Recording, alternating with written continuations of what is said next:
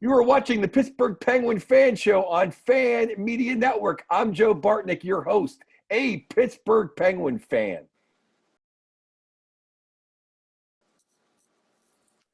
Joining me now is a Pittsburgh Penguin fan, my puck-off co-host, my great friend, funny comedian, all-around big shot, Andy Picaro. Thank you. I love your Josh Yohe deadpan delivery. I'd love to be compared to Yohe. But I don't know about world known, but we'll see. I don't know about Yohe saying that the one thing positive, not too. I mean, I think he's the best hockey writer there is, but he said the Capitals have become the Flyers. And Josh, you're almost my age. The Capitals are a hockey team. The Flyers were a rodent plague brought on this earth that only Larry Robinson saved us from. So please, Josh, please.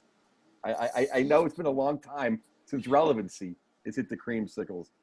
Speaking of relevancy in the creamsicles, they beat us in the shootout this week. A despicable 3-2 loss. Does Jari have a stick? I mean, you're allowed to poke check Jari, but that's not that. Okay, that's another story another day. Then we win a 3-2 game against the Sabres, a ho-hum matinee laugher, which was good for inclusion. I'm all for all those causes. And then today, as we tape this on Sunday afternoon, 4-2 loss. To say they weren't interested would be would meaning like they look like they cared.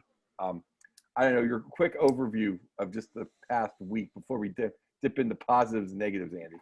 The quickest overview is that I hate afternoon hockey. Nothing equalizes a sport like afternoon hockey. It's like when it rains a lot in football, and then the more talented team comes down.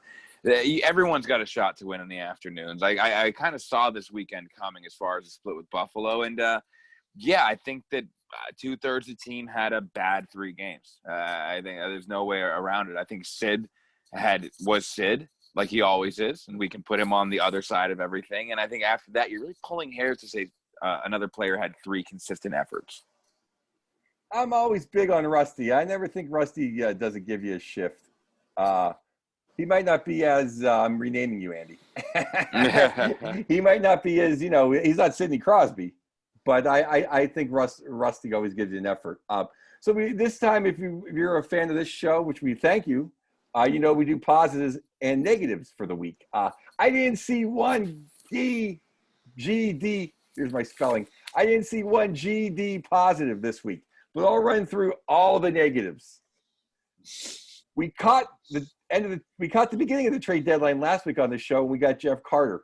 This is not a knock on Jeff Carter. I think he's played pretty well. I didn't like his goal against the Flyers. I think he's played pretty good. He's a little better than I expected from Jeff Carter. But the overall trade deadline, which we talked about on our mothership show, Puck Off, they didn't get a bruiser defenseman. They didn't get a tough guy. And they still got Zucker sucking air. And they still got Pettersson, who those 2 guys could have gave us some draft picks. So I didn't like the trade deadline. I don't like Pettersson, period. I don't like Zucker playing the wrong wing. He's not that good on the right wing. I can't stand that. Here's the thing no one likes to talk about. Jake Gensel, coach's kid, takes a lot of bad penalties. We crucify Malkin when he takes him. At least half of Geno's are those of aggression and anger and being pissed off. Jakes are always just lazy and stupid, and it costs us, and I don't like it. Evan Rodriguez. The worst thing that happened this week was Rodriguez and Zucker both scored. It's like it's terrible. And then I Jari playing around with the puck. What? Practice that, on the morning skates. If you can't make the play, don't make the play. Let the defenseman play the puck. And then DeSmith coming back to earth, even though he doesn't have that far to go because he's that short. I guess a little bit of injury news. I guess a little positive. Geno skating, according to Berkey, he's actually skating, not, powder puffing around Ty Babylonia out there. And Casper skating. So all of the worries. Oh, remember like 2 weeks ago, you had some people going, oh, I wonder how Geno's going to fit in. Is he going to fit in the system? Yeah, I think he can fit in the system, you morons. I wonder if Casper's going to fit in this. Yeah, I think he can fit in. It's time for Erod and Zucker and Jankowski to sit their goddamn ass on the bench. We're missing Freddie Gaudreau too, and we're missing the Godfather. I'm telling you, more guys on that team need to sit. We're missing 5 good forwards. No excuse making, but that's it. That's all my negatives. There's no positives, I guess. Andy, your thoughts? My one positive might be one that you won't love, and that's I think the guys like McCann and Erod have come through and played actually pretty consistently through even in this bad stretch. I think that they might have been the better players on the team besides Sid. I thought Matheson and Cece didn't play well, but I thought that average forward core that we do kind of lump on a lot, I thought actually played okay. I mean overall, because that's how they usually play is okay. I thought everybody else played pretty bad. So the one thing I kind of liked overall this week, my biggest plus was McCann. I thought that Jared McCann, has been giving an effort every time he's come out here. I think he's realized that his roster spot might be challenged for, and I think he's played really well. And he was my bright spot this week. And the way Matheson plays on offense is continuing to be my bright spot. How he plays on defense, is something you'd rather not even talk about. And Letang had one of those weeks where, it was as bad as Letang can play in 3 games. Maybe not all 3 games, but especially today and yesterday. I thought he played terrible. Yesterday was really the bad one. He played really bad. And so the team goes how he goes. Oh, bad pinch today. Bad pinch today. And a penalty in the third, just things you can't really do. Yeah, I mean, today was a lost cause, really. I don't love McCann in the bottom half. He's above the line as far as I'm concerned. A lot of people may lump him into that he's on the bubble or whatever, and not to me. He's Gino's right winger. When this is all said and done, he's playing. He has to play with Gino and Casper. And if Zucker's on the bench or he's on the 4th line or he's in Wilkes-Barre, he's in a cab, I don't give a damn. He makes Letang look like Larry Robinson as far as decision making. He makes Letang look like Ronnie Francis. On that 2-on-1, how you not shoot the puck? He shoots when you're not supposed to, and he doesn't shoot when you're supposed to. Yeah, he overthinks. He needs to play who he is, and his character is not a guy that can bring it through the middle and make a quick decision. He needs to be a north-south guy, go to the net, get things done. And the more he tries to create, the more it's a problem. Him and Rodriguez both think that they're better than they are. Like, they need to think like they're 4th liners. And if they make a good play, hey, that's a good play. You're not a 1st or 2nd liner. Does that make sense to you? I think Jason Zucker, though, thinks and can be a 2nd liner. I think that he's been a 2nd liner at least. I think that Rodriguez is really taking advantage of 2 years of being on rosters that needed to play him. Zucker's the 2nd line on the pre-Kaprizov Minnesota Wild. He's not the 2nd liner on the Pittsburgh Penguins. Honestly, when the playoffs start and the big boys are playing big boy hockey, as Mr. Berkey likes to say, are you really going to play Evan Rodriguez over Anthony Angelo and Sam Lafferty? Really?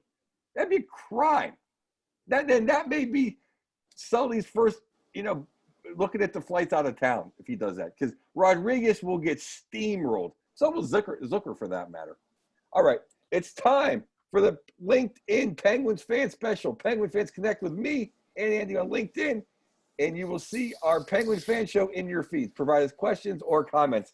We got a comment or question this week from CJ. He asks, who do you think will be, when everyone's healthy, the Penguins' 3rd and 4th line centers?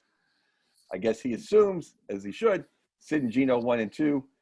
I think 3rd will be Jeff Carter, and I think 4th will be Teddy Bluger, who I believe has played pretty well. I think coming back from injury, I think Teddy's played pretty well. I think that's what they really want, and that to happen. I think they may be fool's gold if they think, though, that Zucker and Rodriguez can be a 3rd line on an NHL playoff team. I think Zucker again can be. I think Rodriguez, he's played well enough to not rip him down completely, but yeah, you wouldn't want him necessarily playing. But yeah, I'm not going to disagree with that. That's what it has to be for the Penguins to win. I mean, that has to be how the centers come down. I think that, yeah, you're right. McCann needs to go to a wing. He's got too much skill to kind of be down there with that third line. And I think that they love Teddy at center and on the fourth line. And you didn't bring Jeff Carter in to play wing. He didn't come to play.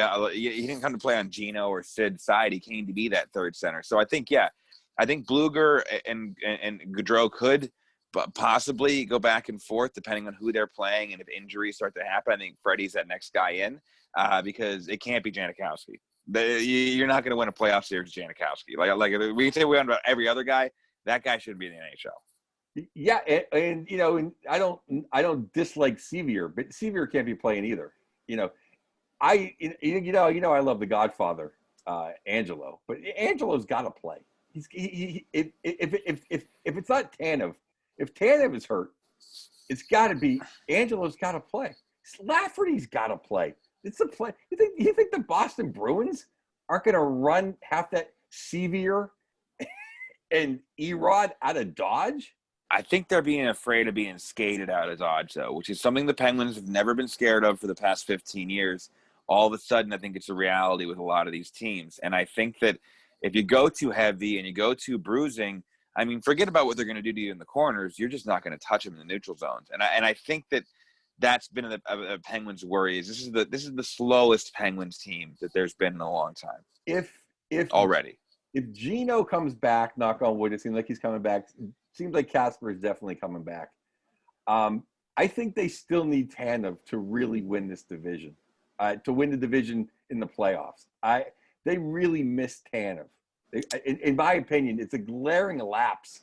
Like that, whatever line Teddy Blueger is centering, and Zach Aston-Reese has been our pinata for years. He's played well. He's been great. He's been very good. I have nothing against Zach Aston-Reese. He's played well, but that line misses Tanev. The Penguins missed Tanev. Yeah, he was my favorite player this year so far. I mean, I kept saying it, and yeah, I think they weren't complete with Tanev, and I hate to say it, but I think to have any shot, they need to be a little deeper. And I just don't think. And the Islanders are the team that really comes out at me here that I think will beat them in 7. And I think that they have a tough time against Boston, and I think they have a pretty tough time against Washington. But I like that matchup. But the fact is that they're not as deep up front as these teams. Washington's got a lot of dirt bags, and they got no protection. It's going to be rough. Real quick, 3 games at home against the Devils. Is it going to be a nice salve for our wounds this week? Yeah, but you know what? We kind of didn't say anything about Tokarski today, and he played really good. And you know what? Blackwood plays really well for the Devils too. So the Penguins should win 2 out of 3 games. But you know what? I don't know. That kid goes in there, he makes 40 saves like it's nothing every once in a while for that team. So get 2 wins. Come on. I think 2 is reasonable. I think the Devils are pretty good. To me, the disgrace, and I know it was the Flyers, but they stink. To only get a shootout on that team. They were done in that first period. They didn't even want to play, and we didn't score on them in that first period. That was a disgrace. All right, well, let's get 4 of 6, maybe a nice 5 of 6. Maybe Miles Wood could win one in the overtime. I don't care. At least 4, though. We have Boston's coming on. The Rangers are coming on. For Andy Picaro, I'm Joe Bartnick. That's our show. To host a fan show or appear as a fan on a fan show, simply create a profile on Fan Media's iOS app or website. Select your teams and make a short intro video on your phone. Show hosts, reporters, former players, and superfans can use our Get Verified feature and make an intro video as well, and our mobile newsroom staff will reach out.